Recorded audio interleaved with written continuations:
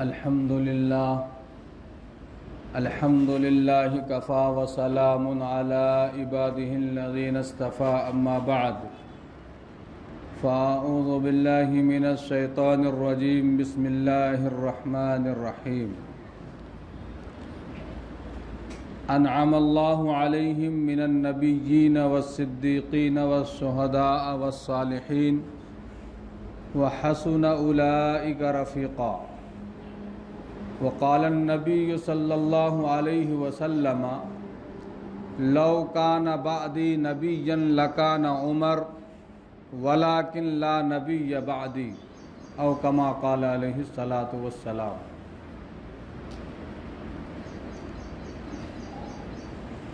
خالی ہے تیرا دل ادب و شرم و حیا سے، خالی ہے تیرا دل ادب و شرم و حیا سے، ناداں تجھے کیوں بغض ہے ارباب وفا سے۔ اے شاطم فاروق تجھے اتنی بھی خبر ہے، فاروق کو مانگا ہے محمد نے خدا سے۔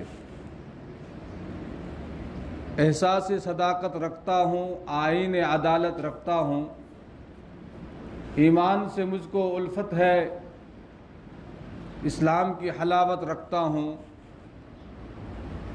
ابو بکر عمر عثمان و علی چاروں سے محبت رکھتا ہوں۔ اسلام اگر منظور نہیں، قرآن اگر دستور نہیں، افسوس ہے پھر آزادی پر، یہ ملک یہ ملت کچھ بھی نہیں۔ اسی کو کسی اور نے کہا ہے، نہ نازی کی ضرورت ہے نہ نیازی کی ضرورت ہے، زمانہ جنگ میں مردان غازی کی ضرورت ہے۔ ندا آتی ہے اب بھی کربلا کی ذرہ ذرہ سے، حسین ابن علی جیسے نمازی کی ضرورت ہے۔ بزرگوں، محرم الحرام کا جو مہینہ ہے، اسلامی تاریخ کے حساب سے یہ پہلا مہینہ ہے۔ شمسی تاریخ کے حساب سے جنوری پہلا مہینہ ہے، اور قمری تاریخ کے اعتبار سے محرم الحرام پہلا مہینہ ہے، اسلامی مہینہ ہے۔ اور اس مہینے کا آغاز جو ہے شہادت سے ہے۔ 27 ذی الحجہ کو خلیفہ ثانی سیدنا عمر فاروق رضی اللہ تعالی عنہ کو فجر کی نماز کے وقت ایک اسلام دشمن جس کا نام تھا ابو اللولو فیروز مجوسی، فجر کی نماز میں اس نے حضرت عمر فاروق رضی اللہ تعالی عنہ پہ حملہ کیا، اور اسی حملے کے نتیجے میں فاروق اعظم رضی اللہ تعالی عنہ کی شہادت ہوئی، اور یکم محرم کو حضرت عمر فاروق رضی اللہ تعالی عنہ کی تدفین عمل میں آئی۔ آج کل ہم لوگ جب محرم کا مہینہ آتا ہے تو ہم صرف حید سیدنا حسین رضی اللہ تعالی عنہ کے شہادت کا ذکر کرتے ہیں، یا ہم حضرت عمر فاروق رضی اللہ تعالی عنہ کی شہادت کا ذکر کرتے ہیں۔ حالانکہ ایسا نہیں ہے۔ غزوہ بدر میں 14 صحابہ کرام شہید ہوئے، جو اسلام کی پہلی جنگ ہے، جو بہت معرکۃ العارا جنگ ہوئی ہے، اس میں 14 صحابہ شہید ہوئے ہیں۔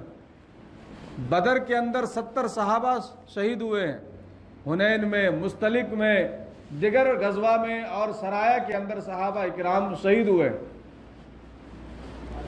ہم صرف حضرت عثمان غنی یا حضرت حسین یا حضرت عمر فاروق نہیں، بلکہ جتنے صحابہ کرام اور جتنی صحابیات نے اسلام کے لیے شہادت کا جام نوش فرمایا ہے، ہم تمام صحابیات اور تمام شہداء صحابہ کو خراج عقیدت پیش کرتے ہیں۔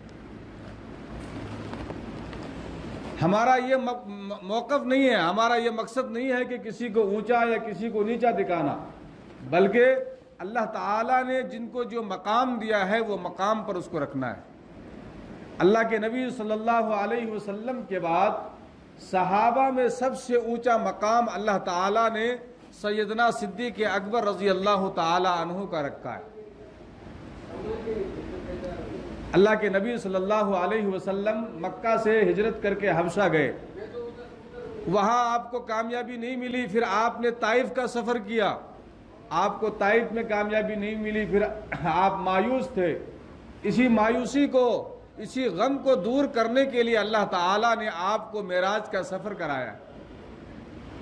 جبرائیل امین اور رسول اللہ صلی اللہ علیہ وسلم سفر معراج میں ہیں، دونوں کے درمیان گفتگو ہو رہی ہے۔ رسول اللہ نے فرمایا کہ اے جبرائیل، میں معراج پہ تو جا رہا ہوں، راتوں رات جا رہا ہوں، لیکن جب میں واپس آؤں گا تو کون یقین کرے گا کہ نبوت کو معراج ہوئی ہے؟ میری نبوت کا اقرار کون کرے گا؟ جبرائیل امین نے فرمایا یا رسول اللہ، ان قومک یکذبک ابو بکر یصدقک وہو صدیق۔ ابو جہل کے ماننے والے، آپ کے دشمن، آپ کے نافرمان لوگ آپ کے معراج کی تکذیب کریں گے، جھٹلائیں گے، لیکن آپ کا ایک دوست صدیق اکبر ایسا ہے جو آپ کے معراج کی تصدیق کرے گا۔ یہی وجہ ہے کہ ابو جہل کی زبانی جب صدیق اکبر نے معراج کا واقعہ سنا، صدیق اکبر نے کہا کہ اگر یہ بات میرے محمد نے کہی ہے، خدا کی قسم یہ بات سچ ہے۔ اسی لیے اللہ کے نبی صلی اللہ علیہ وسلم نے فرمایا انت صدیق الی یوم القیامہ، آپ قیامت کی صبح تک صدیق ہیں۔ یہ لقب اللہ کے نبی صلی اللہ علیہ وسلم نے آپ کو عطا فرمایا تھا۔ ایک موقع سے ایک صحابی آئے اور کہا یا علی انت اشجاعک، اے علی آپ تو بہت بہادر ہیں، آپ کو اللہ تعالیٰ نے شجاعت سے نوازا ہے۔ حضرت علی رضی اللہ تعالیٰ عنہ نے اپنا چہرہ مبارک کو اٹھایا اور آپ کا چہرہ سرخ ہو گیا اور کہا کہ میں بہادر نہیں ہوں، بہادر وہ ہے جس روز کفار و مشرکین نے رسول اللہ صلی اللہ علیہ وسلم کے گھر کا محاصرہ کر رکھا تھا اور آپ کے جانی دشمن بنے ہوئے تھے، اور وہ یار غار رسول اللہ صلی اللہ علیہ وسلم کو اپنے کندھے پر اٹھا کر چل دیا تھا، وہ ہے اصل بہادر، میں بہادر نہیں ہوں۔ تو صحابہ کرام جو ہے ایک دوسرے کا بڑا احترام کرتے تھے، ایک دوسرے کی عزت و ناموس کا بڑا خیال رکھا کرتے تھے۔ ہے تو عمر فاروق رضی اللہ، دو لقب ہے، ایک لقب صدیق اور دوسرا لقب فاروق ہے۔ اللہ کے نبی صلی اللہ علیہ وسلم نے دعا مانگی ہے، اے اللہ یا تو عمر ابن الحشام کو ایمان کی دولت سے سرفراز فرمایا، یا عمر ابن الخطاب کو ایمان کی دولت سے سرفراز فرما۔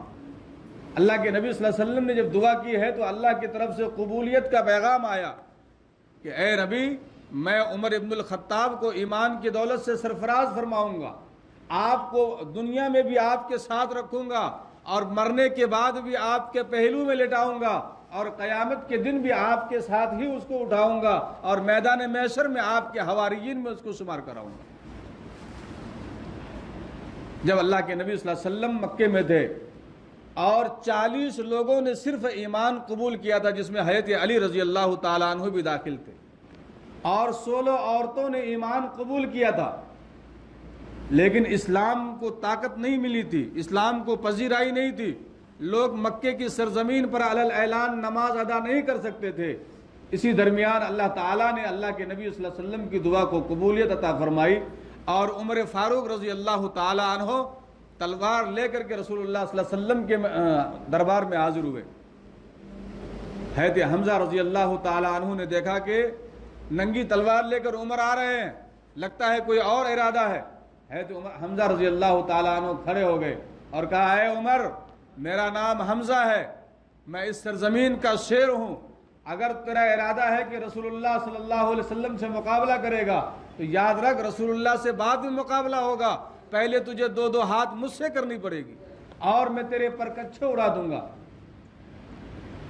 اللہ کے نبی صلی اللہ علیہ وسلم نے مسکراتے ہوئے حضرت حمزہ کی طرف دیکھا اور کہا کہ چچا، جذباتی ہونے کی ضرورت نہیں ہے، آج عمر خود نہیں آیا ہے، آج عمر کو میری دعا نے میرے دربار میں بلایا۔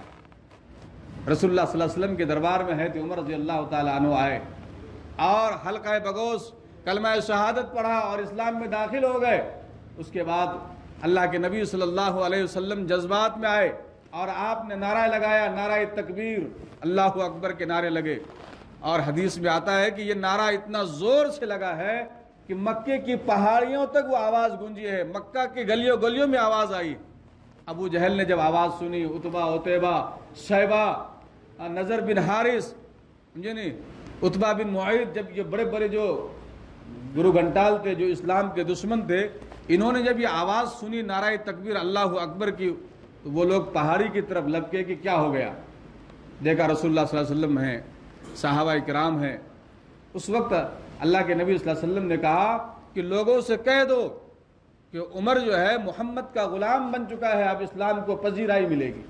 اس کے بعد حضرت عمر رضی اللہ تعالیٰ عنہ مکہ میں داخل ہوئے، آئے خانہ کعبہ کے اندر، اور خانہ کعبہ کے اندر آ کر کے اعلان کیا کہ اے کفار و مشرکین، کان کھول کر سن لو، اب تک محمد تم سے پریشان ہوتے رہے ہیں، تم نے ان کے صحابہ کو دبانے کی، کچلنے کی اور ان کو ہر طریقے سے پریشان کرنے کی ناکام کوشش کرتے رہے ہو، لیکن آج کے بعد یاد رکھو، جو ان کی طرف انگلی اٹھا کر دیکھے گا ان کی انگلی کاٹ دی جائے گی، جو ان کے طرف لپکے گا ان کی زندگی درہم برہم کر دی جائے گی۔ اے مکہ والے سن لو، جو چاہتا ہو کہ ان کا بچہ یتیم ہو جائے، جو یہ چاہتا ہو کہ ان کی بیوی بیوہ ہو جائے، اور جو چاہتا ہو کہ اس کے جسم کے ٹکڑے اڑا دیے جائیں، تو وہ رسول اللہ صلی اللہ علیہ وسلم کے تعلق سے کوئی الفاظ ادا کرے یا ان کے صحابہ کو پریشان کرنے کی کوشش کرے۔ حضرت عمر رضی اللہ تعالیٰ عنہ جب اسلام میں داخل ہوئے تو اسلام کو پذیرائی ملی ہے، طاقت ملی ہے، اسلام کو بلندی ملی ہے۔ اور عمر کے آنے کے بعد حضرت بلال رضی اللہ تعالیٰ عنہ نے مکے کی چھت پر کھڑے ہو کر علی الاعلان جو ہے کہ اذان دی ہے، اور علی الاعلان خانہ کعبہ میں نماز ادا کی گئی ہے۔ یہ وہی خانہ کعبہ ہے جہاں پتھر کے بت، پیتل کے بت، بڑے بت، چھوٹے بت، سمجھے نہیں، کوئی بڑا ہے کوئی چھوٹا ہے، کوئی اس قبیلے کا ہے کوئی اس قبیلے کا ہے، کوئی اس خاندان کا ہے۔ گویا خانہ کعبہ جو ہے بتوں کا ایک بازار بنا ہوا تھا، بتوں کا ایک مرکز بنا ہوا تھا۔ اس مرکز کو اللہ کے نبی صلی اللہ علیہ وسلم نے ختم فرمایا، اور ایک وقت آیا کہ اللہ کے نبی صلی اللہ علیہ وسلم فاتحانہ انداز میں مکہ کے سرزمین پر داخل ہوئے۔ تو میرے دوستو، ہر زمانے میں اسلام کو جو ہے عمر کی ضرورت ہے، عمر جیسے جرأت مند لوگوں کی ضرورت ہے، حضرت علی رضی اللہ تعالیٰ عنہ جیسے شجاعت کی ضرورت ہے۔ آج ہماری شجاعت، ہماری بہادری کہاں ہوتی ہے معلوم ہے؟ اپنے بھائیوں کے سامنے۔ آپس میں جب ہم لڑتے ہیں تو ایک دوسرے کو اپنا تیور بتاتے ہیں، ہم ایک دوسرے سے جب لڑتے ہیں تو اس کے عزت و ناموس کو تار کر دیتے ہیں، لیکن جب ہمارا مقابلہ کسی غیر سے ہو جاتا ہے تو ہم ایسے دم دبا کر وہاں سے بھاگ جاتے ہیں جیسے بلی بھاگ جاتی ہے۔ آج ہمارے ملک کے حالات کتنے نازک ہیں۔ اکیلا مسلم پرسنل لا بورڈ اور جمعیت علماء ہند آج آپ کے UCC کے لیے لڑ رہا ہے۔ آج کی نیوز ہے پیپر کے اندر کہ 18 سے 20 لاکھ مسلمانوں نے ہی فارم بھرا ہے، انفارمیشن دیا ہے، اور جبکہ 1 کروڑ 30 لاکھ اور صحیح جو ہے کہ اگر گنتی کی جائے تو 1 کروڑ 40 لاکھ مسلمان اس ملک میں رہتے ہیں۔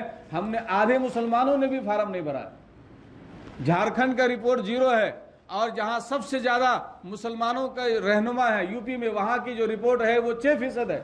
6% مسلمانوں نے UCC کے بارے میں جو ہے کہ مخالفت کی ہے۔ آج ہم کو چاہیے کہ ہم یہ علماء کرام جو ہمارا کام کر رہے ہیں، ہمارے استاذ محترم حضرت مولانا ارشد مدنی صاحب دامت برکاتہم العالیہ، اللہ ان کی عمر میں برکت عطا فرمائے، آج جو ہے حکومت کی آنکھوں میں آنکھیں ڈال کر بات کر رہے ہیں وہ، اور ہمیں کوئی خبر نہیں ہے۔ دوستو، آج ہوش کی ناخن لیجئے، صرف پڑھنے سے اپنے کاروبار سے مطلب نہیں ہوتا ہے۔ اگر یہ لوگ نہیں لڑیں گے تو یاد رکھیے مسجدوں میں نماز پڑھنا ہمارے لیے مشکل ہو جائے گا۔ یہ لوگ ہمارے لیے نہیں لڑیں گے تو ہماری زندگیاں ہمارے لیے دوبھر کر دی جائے گی۔ کل کی نیوز ہے کہ ایک آدمی نے، ایک کنڈکٹر، بس کا کنڈکٹر، وہ ٹوپی پہن کر کے بس میں ٹکٹ کاٹ رہا تھا، بس میں ہنگامہ ہو گیا ہے۔ آج ہمارا ملک کہاں پہنچ گیا؟ آج ہماری جو ہے کہ طاقتیں کہاں پہنچ گئی؟ ہماری جو ضرورتیں ہیں، ہماری جو ہم کو جو امتیازات دیے گئے ہیں، ہم کو جو اختیارات دیے گئے ہیں، ہمارے اختیارات کا کیا حال ہو گیا ہے؟ تو میں دوستو، یہ اس وجہ سے ہوا ہے کہ متحد ہو تو بدل ڈالو زمانے کے حالات، منتصر ہو تو مرو شور مچاتے کیوں ہو۔ آج ہم متحد نہیں ہیں، جس کی بنیاد پر ہمارا سیراجہ بکھر چکا ہے۔ اللہ سے دعا کیجئے کہ اللہ تعالی ہم کو متحد رہنے کی توفیق عطا فرمائے۔ بڑا عجیب معاملہ ہے، آج ہر انسان یہ سمجھتا ہے کہ میں عقل مند ہوں اور دوسرا آدمی بے وقوف ہے۔ اللہ تعالی ہم سب کو اتحاد کے ساتھ زندگی گزارنے کی توفیق عطا فرمائے۔ وآخر دعوانا ان الحمد للہ رب العالمین۔